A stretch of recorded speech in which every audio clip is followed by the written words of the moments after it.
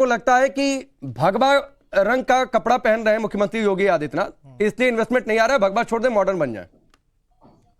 देखिए, मैं बड़े बड़े अर्थशास्त्री की थ्योरियां नहीं कहूँगा, मैं केवल ये कहूँगा निवेश का काम क्या होता है, निवेश से होता क्या है। निवेश से एक समाज में बदलाव आता है। जैसे निवेश किया गया आईटी में या किसी भी क्षेत्र में, उस समाज में बदलाव आता है, उससे एक नई जीवन शैली निर्माण होती है, नए कौशल आते हैं, नया रोजगार उत्पन्न होता है और समाज में एक नई तरह की जीवन शैली का निर्माण होता है। यह अर्थ होता है निवेश का। अब समाज और अर्थशास्त्र, ये इकोनॉमिक और सोसाइटी, ये आपस में निर्भर होते हैं एक दूसरे पर, इनका बहुत गहरा संबंध होता है। अब अगर आप समाज में कट्टरवाद फैलाएंगे, आप समाज में कट्टरवाद का मतलब ये होता है कि कट्टरवाद किसी भी प्रकार के बदलाव का विरोध करता है कि हम इसको स्वीकार नहीं करेंगे, हम अपनी जीवन शैली में खुश हैं। अगर आईटी कंपनी आ रही है, वो कह रही है कि आपको रात को काम करना है, तो फिर कट्टरवाद कहेगा नहीं नहीं, हमें आईटी नहीं चाहिए।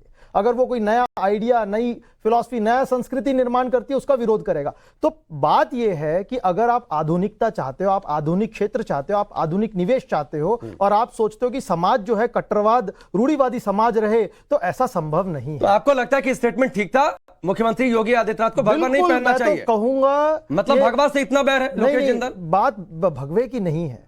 देखिए, भगवा का इतिहास की भगवा का इन्वेस्टमेंट से क्या लेना देना लोकेश जिंदल? मैं बिल्कुल, मुझे लग रहा था कि शायद आप इसको डिफेंड नहीं करेंगे। नहीं, मैं तो पूरा डिफेंड, आप बिल्कुल उम्मीदों के विपरीत गए। मैं आपको एक बात, ये तो आपकी पार्टी की सोच पर है। जब आपकी पार्टी के नेता जो मंत्री थे वो कहते हैं सैफरन टेररिज्म, भगवा को आतंकवाद से जोड़ते हैं। आप बात की गहराई को समझिए। मैं बिल्कुल गहराई समझ रहा हूं। स्वामी विवेकानंद भगवा पहनकर गए, जिनका डंका बजा पूरी दुनिया में। क्या स्वामी विवेकानंद राजनीति में थे? नहीं, वे समाज सुधारक। नहीं तो भगवा रंग का क्या लेना देना लोकेश जिंदल? भगवा रंग का क्या लेना देना? बाबा रामदेव भी पहनते हैं भगवा। कितना बड़ा बिजनेस का उन्होंने एम्पायर खड़ा किया। छोड़ो एक दूसरे के साथ में बैर बांधना, भगवा से इतना बैर लोकेश जिंदल? प्रोग्रेसिव बनो।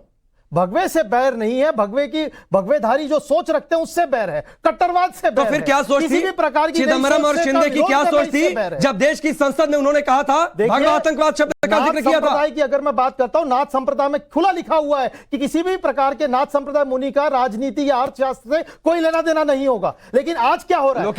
लोकेश जिंदल देखिए, लोकेश जिंदल ये बिल्कुल कुतर्क हुआ।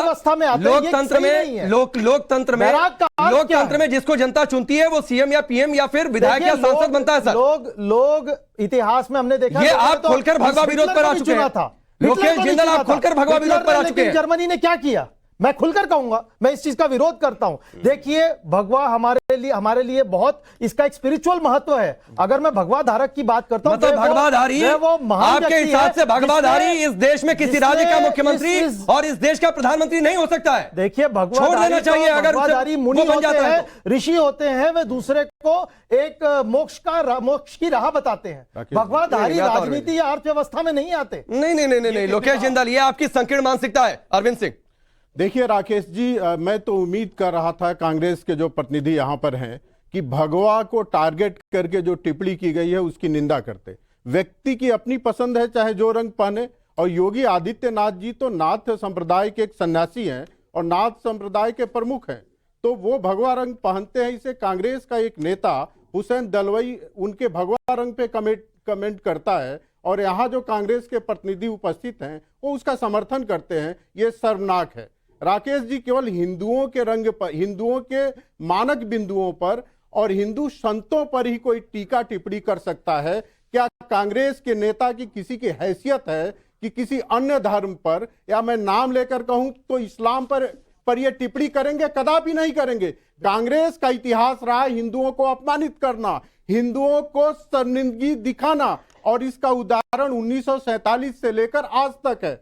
आपने धर्म के नाम पर देश को बांटा। देश के बंटने के बाद एक खास समुदाय को धार्मिक स्वतंत्रता ज्यादा दी, हिंदुओं के हाथ आपने बांध दिए।